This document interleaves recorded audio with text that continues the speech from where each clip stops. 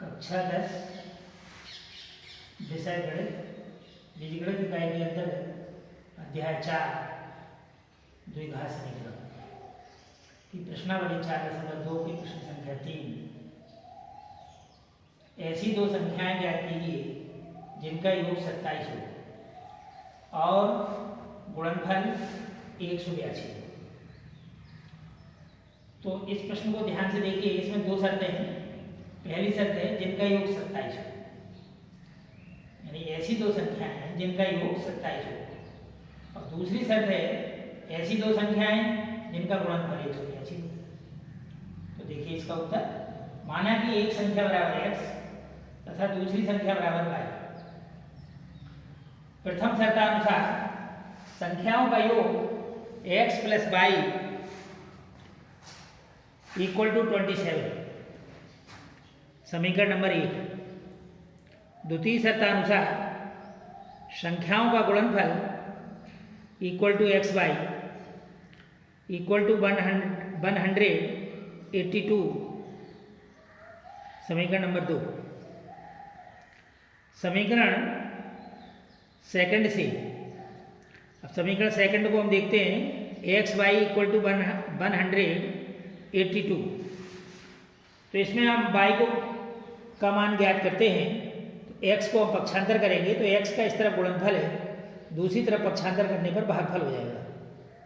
तो y equal to 182 upon x।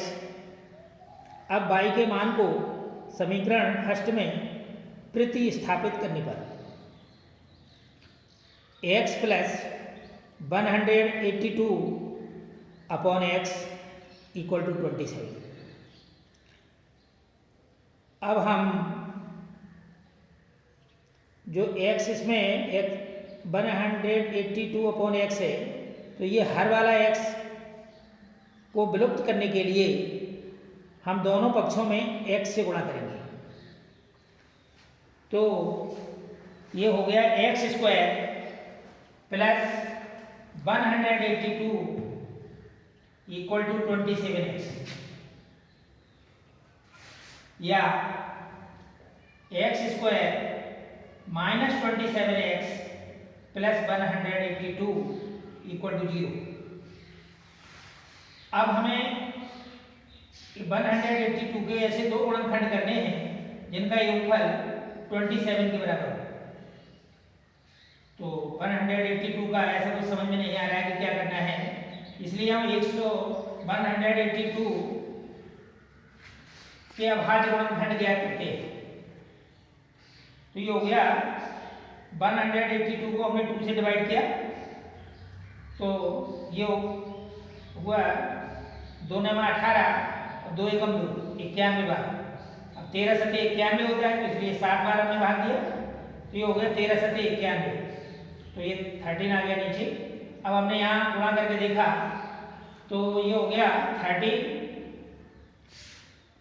गुणा या मल्टीपल 14 इक्वल टू 182, और 30 plus 40 equal to 27।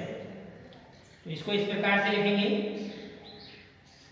X square minus 13x minus 14x plus 182।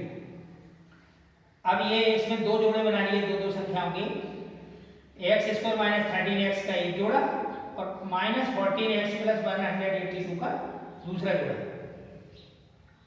तो अब इसमें हमने यहाँ एक्स स्क्वायर माइनस 13x में x हमने कॉमन लिया, तो कोष्टक में बचेगा x माइनस 13। इसी प्रकार अब हमने माइनस 14x प्लस 182 में से हमने कॉमन लिया माइनस 14, और माइनस 14 से जब हमने कॉमन लिया तो कोष्टक में बचेगा x माइनस 13, क्योंकि 14 का भाग जब हम 182 में देंगे तो ये 13 बार जा रहा है, इसलिए x माइनस 13 कोष्ट बंद इक्वल टू 0। अब इसमें हम x माइनस 13 ये दोनों जगह है, तो x माइनस 13 को हम कॉमन ले रहे हैं, तो x माइनस 13 और शेष बचेगा x माइनस 14 इक्वल टू 0।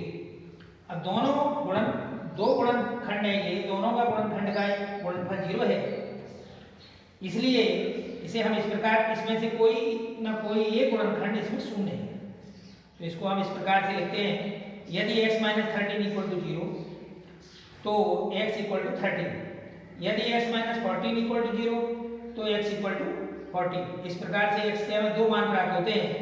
इन दोनों मानों को हम यहाँ समीकरण फर्स्ट में दोनों मानों को रखेंगे। ये समीकरण फर्स्ट है, x plus y equal to 27।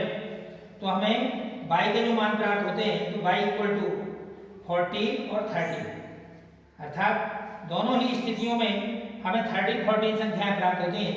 अतः दोनों ही स्थितियों में संख्याएं 13 एवं 14 है। यही आपका आंसर है।